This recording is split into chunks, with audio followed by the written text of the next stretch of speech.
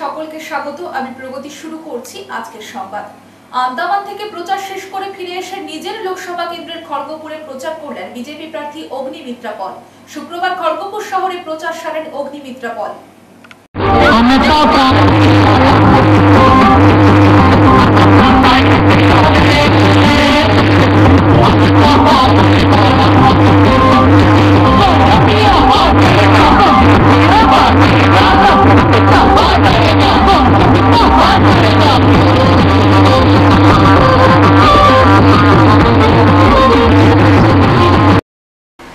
প্রচারে গিয়ে শিব ভক্তদের সঙ্গে নাচে পা মেলালেন বিজেপি প্রার্থী। মেদিনীপুর সদর ব্লকের পাঁচখুড়ি এলাকায় গানের তালে পা মেলালেন তিনি। লোকসভা নির্বাচনের দিন ঘোষণার পর সব জায়গায় প্রচারে নেমেছে রাজনৈতিক দলগুলি। বিভিন্ন প্রান্তিক এলাকায় পৌঁছে সাধারণ মানুষের সঙ্গে ধর্মীয় আচার পালন এবং জনসংযোগে প্রার্থীরা। আন্দামান থেকে প্রচার শেষ করে ফিরে এসে নিজের লোকসভা কেন্দ্রের খড়গপুরে প্রচার করলেন বিজেপি প্রার্থী অগ্নিমিত্রা পল। শুক্রবার খড়গপুর শহরে প্রচার সারেন অগ্নিমিত্রা। পাশাপাশি এক কর্মীর বাইকে বসে খড়গপুর শহরে ঘোরেন তিনি।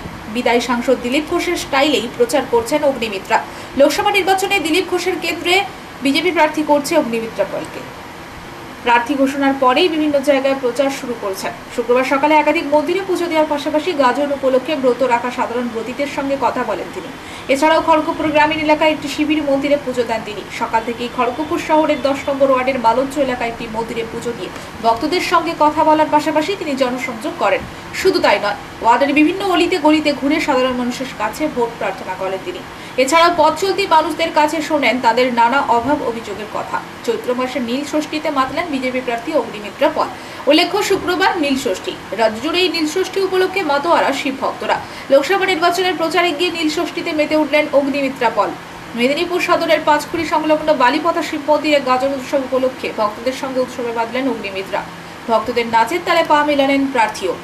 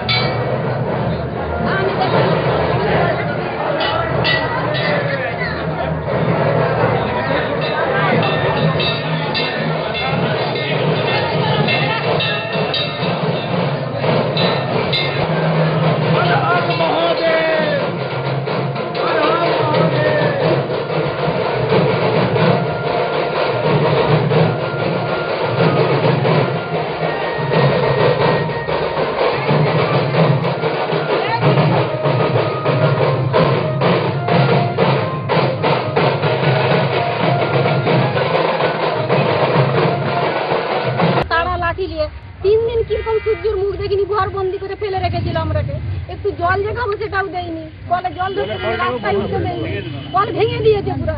আমরা এই আমাদের ঘরের পেছনে যে কল ভেঙে ফেলে দিতে পারি। এই ঝাড়েশ্বর চক্রবর্তী কোথায় আছে এখন? ঝাড়েশ্বর চক্রবর্তী এখন মেদিনীপুরে আছে, এখানে বাড়ির সামনে মেয়েরা সব আর মুকুল সামন্ত 4,000 টাকা 5,000 টাকা জরিমানা লিখে, মেয়ের কানের বন্ধ দিয়ে জরিমানা দিচ্ছে। তৃণমূল করেছিল, যারা যায়নি করে তাদের সঙ্গে পার্টি করছে। এই বুথটাতে দিদি আমার ভালো লেগেছে, আমি বিজেপি করেছি। 60% ব্যক্তির কাছ থেকে জরিমানা নেওয়া হয়, 60% ব্যক্তি। 4,000 5,000 সাধারণ ব্যক্তির কাছেও মাপ দেওয়া হয়, কিসের জরিমানা জরিমানা নেওয়া হয়। এটা কেন বিজেপি পার্টিতে বেরোনোর জন্য। বলে বিজেপি পার্টি করা কি অপরাধ? কিছু তো অপরাধ নেই। পার্টি করার অধিকার সকলের আছে। হ্যাঁ, সকলের আছে অধিকার, পার্টি করার অধিকার। তাহলে আমরা কি পার্টি করে কিছু দোষ করেছি বলো? আমাদেরকে অনেক মানে জিনিস থেকে বঞ্চিত রেখেছে, সেই জন্য মনের ক্ষোভে আমরা বিজেপি করতে নেমেছি, সেটাও করা আমাদের দোষ।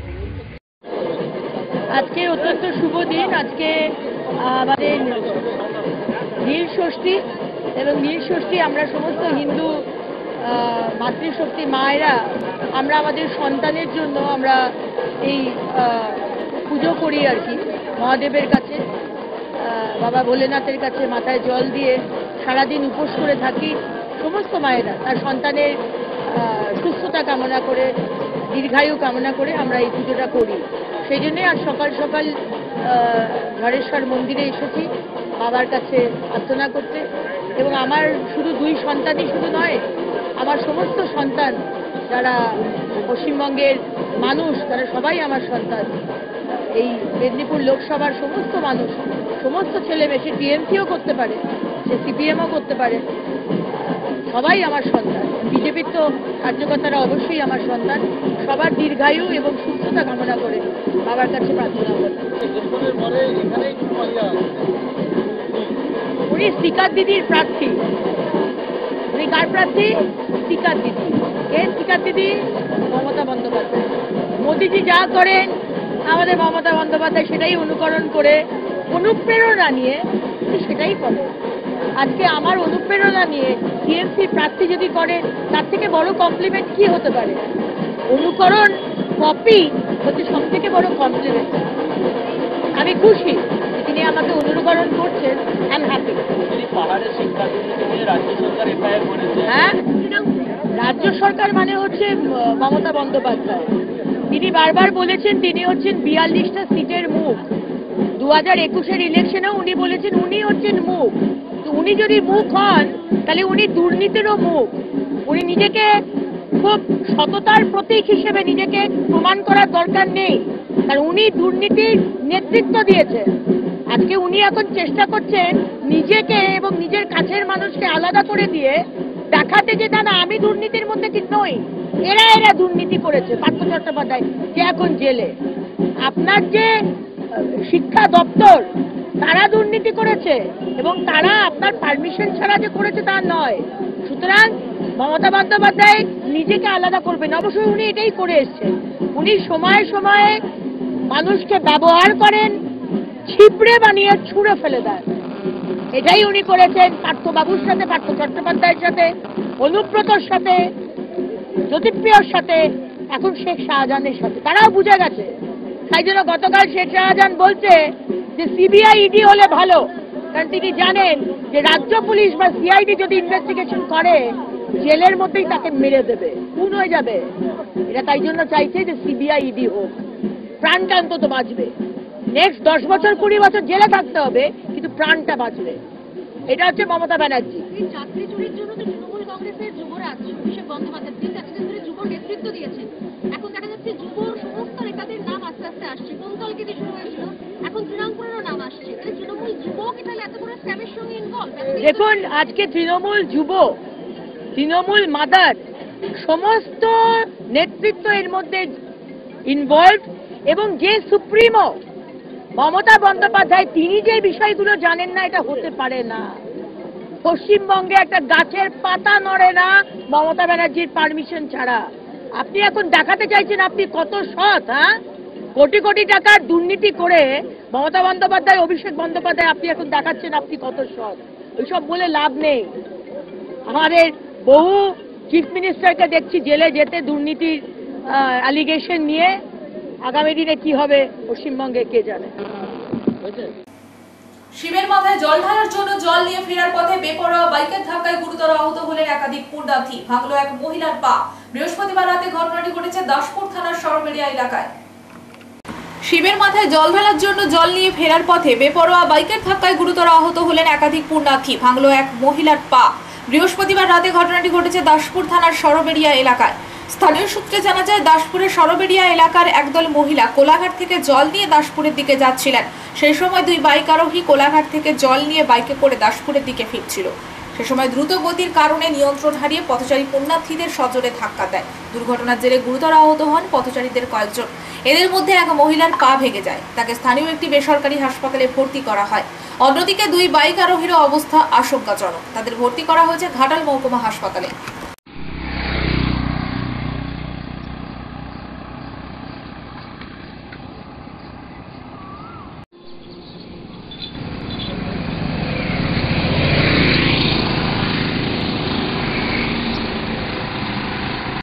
অন্যান্য রাজ্য থেকে এই রাজ্যকে সমাজ বিরোধীরা মুক্তাঞ্চল বানিয়ে ফেলেছে। তাই বিভিন্ন মাদকদ্রব্য পাচার থেকে শুরু করে আইডি বিস্ফোরণ সবকিছুতেই আত্মসমর্পণের জায়গা হচ্ছে এই রাজ্য।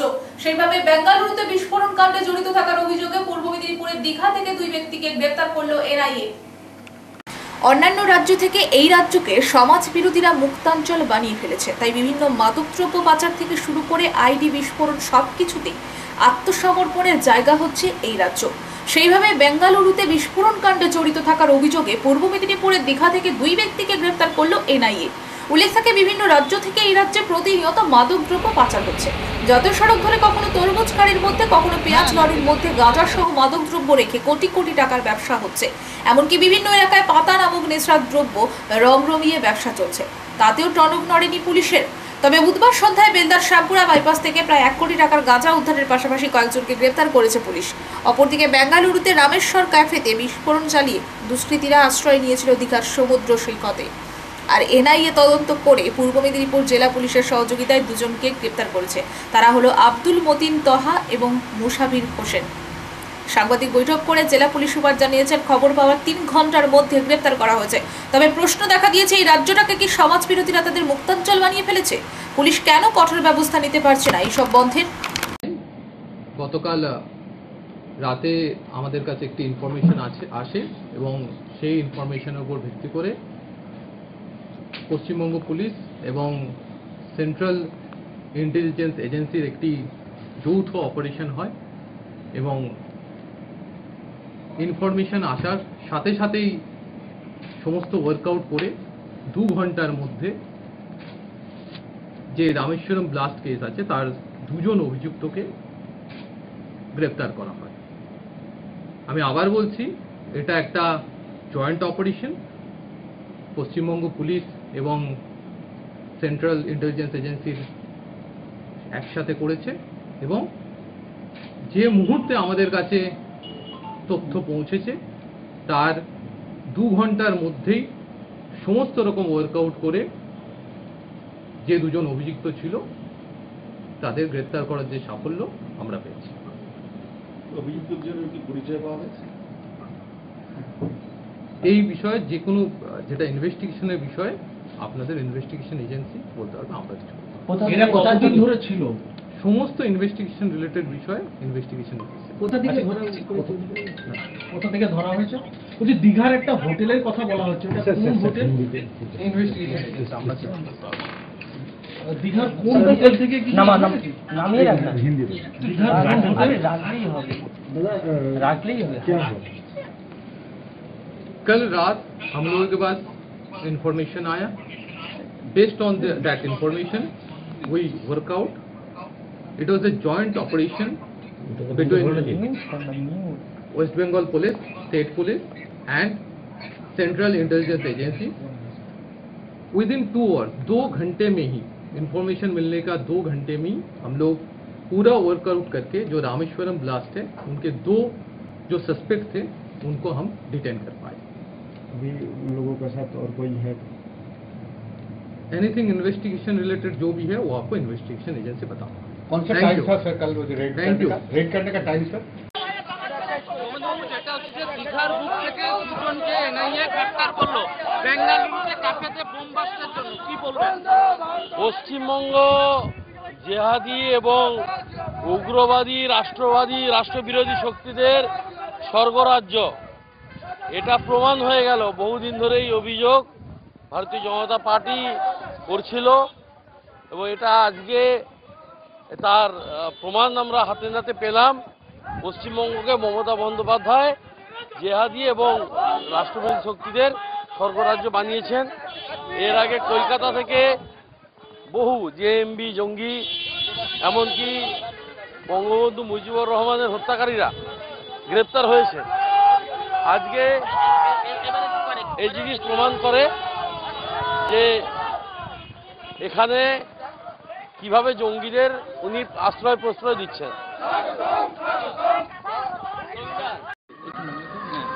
কদিন আগে তো মধ্যপ্রদেশ থেকেও অ্যারেস্ট হয়েছিল কোনো এক জঙ্গি। বিজেপির আইটি সেলের সদস্য হয়ে মধ্যপ্রদেশে জঙ্গিরা বসেছিল। উত্তরপ্রদেশ থেকেও অ্যারেস্ট হয়েছে। তো যে কেউ বাংলার যে কোনো প্রান্ত, ভারতবর্ষের যে কোনো প্রান্তে যে কেউ আত্মগোপন করে থাকতে পারেন, তার সাথে কিছু নির্ভর করে না। ভারতবর্ষে এমনকি গুজরাট থেকেও জঙ্গিরা অ্যারেস্ট হয়েছে।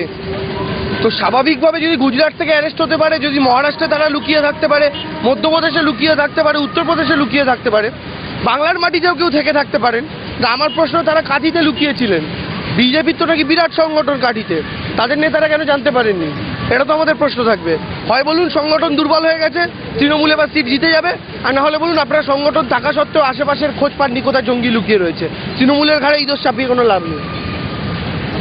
শুক্রবার ঝাড়গ্রাম জেলার নয়গ্রাম থানার অধীন বাংলা উড়িষ্যার সীমান্ত লাগোয়া নরসিংহপুর ভালুকবাসা সহ একাধিক এলাকায় নয়গ্রাম থানার পুলিশ ও আবগারি দপ্তরের কর্মীদের যৌথ উদ্যোগে চোলাই মদের বিরুদ্ধে অভিযান চালানো হয়।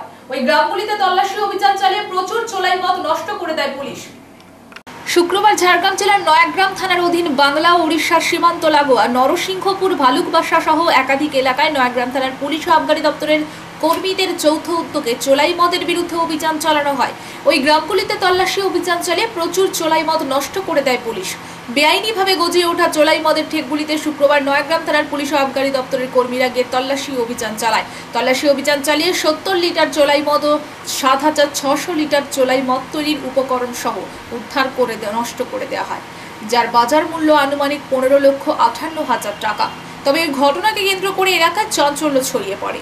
পুলিশ ও আবগারি দপ্তরের কর্মীরা ওই গ্রামগুলিতে যাওয়ার আগে চোলাই মদের কারবারিরা এলাকা ছেড়ে পালিয়ে যায়, যার ফলে পুলিশ কাউকে গ্রেপ্তার করতে পারেনি। ওই গ্রামগুলিতে রমরমিয়ে চলছে চোলাই মদের রমরমা ব্যবসা। ওই গ্রামগুলি থেকে বিভিন্ন এলাকায় চোলাই মদ পৌঁছে যেত চোলাই মদ কারবারিদের মাধ্যমে, যার ফলে প্রতিনিয়ত ওই গ্রামগুলিতে অশান্তি লেগেই থাকতো। তাই গোপন সূত্রে খবর পেয়ে নয়াগ্রাম থানার পুলিশ ও আবগারি দপ্তরের কর্মীরা ওই গ্রামগুলিতে গিয়ে শুক্রবার সকাল থেকেই চোলাই মদের বিরুদ্ধে অভিযান চালানো হয় বলে পুলিশের পক্ষ থেকে জানানো হয়। উপস্থিত ছিলেন ঝাড়গ্রাম জেলার আবগারি সুপারিনটেন্ডেন্ট তন্ময় গুহ, নয়াগ্রাম আবগারি দপ্তরের আইসি সন্দীপ দে, নয়াগ্রাম থানার পুলিশ আধিকারিকরা সহ অন্যান্য পুলিশ আধিকারিকরা। এদিন নয়াগ্রাম আবগারি দপ্তরের আধিকারিকরা বলেন, গ্রামে গঞ্জে চোলাই মদের রমরমা কারবার বন্ধ করতে প্রতিনিয়ত পুলিশের অভিযান চলবে। আগামী দিনে চোলাই মদের বিরুদ্ধে বড়সড় পদক্ষেপ গ্রহণ করা হবে।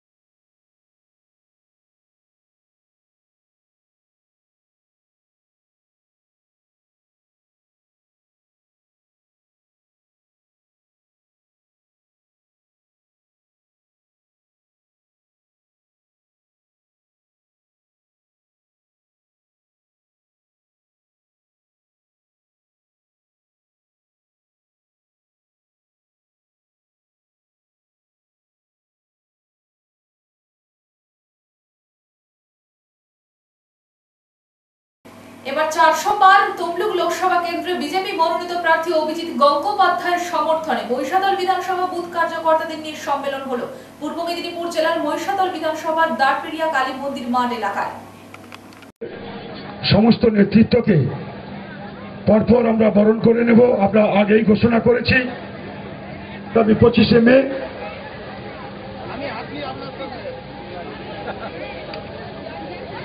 আমাদের মহিষাদল কর্মসূচিতে অংশগ্রহণ করবেন।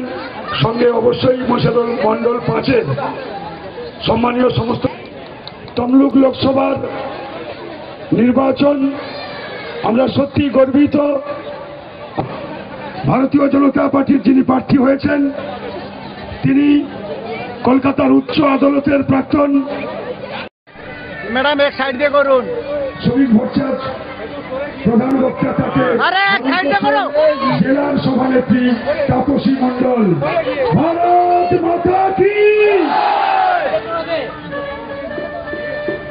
বন্দে বন্দে বন্দে। এবার আমরা বরণ করে নেব আমাদের। শুক্রবার ছিল নীল ষষ্ঠী। এদিন সারা রাজ্যে প্রতিটি শিব মন্দিরে ভক্তদের ভিড় লক্ষ্য করা যায়।